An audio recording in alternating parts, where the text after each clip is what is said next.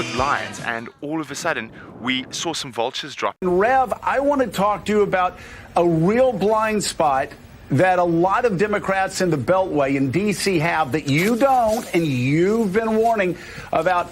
But let's just say it right here, and let me say it slowly for my Democratic friends in Washington, D.C. Black voters are more conservative than you are. White woke leaders in Washington, D.C. And this is quite a disturbing scene, and not something you see too often. We've got a hyena feeding on a hyena.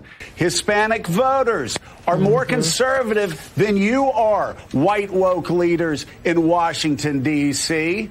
Asian American voters are more conservative than you are, white woke voters in Washington, D.C. And we're here to observe, not to interfere. They're more conservative on crime. They're more conservative on education. They're more conservative on, quote, these woke issues. Get off of Twitter.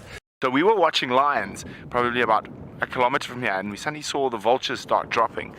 I'm telling you, and Rev, if you look at Biden runs against 15 progressives. Biden's the only moderate. Biden wins. We've said it time and again. Eric Adams runs as a conservative. He wins Brooklyn. He wins the Bronx. He wins Staten Island. Surprise. He wins Queens as a conservative, as a centrist Democrat. Can you please? I know you've done it a lot. No. Can you explain to white woke leaders? Can you explain to them that they're not only losing white dudes in the upper Midwest, they're losing people of color? And I know this might be quite disturbing, but this is a predator's life. It's eat or be eaten. They're losing people of color because they really don't get the people of color's life.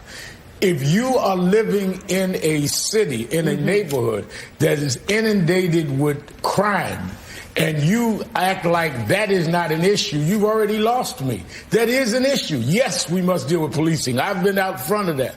But you cannot ignore when 12-year-old kids whose somebody's niece and neighbor is killed, and you act like that's a non-issue because you're too elitist to live on the ground.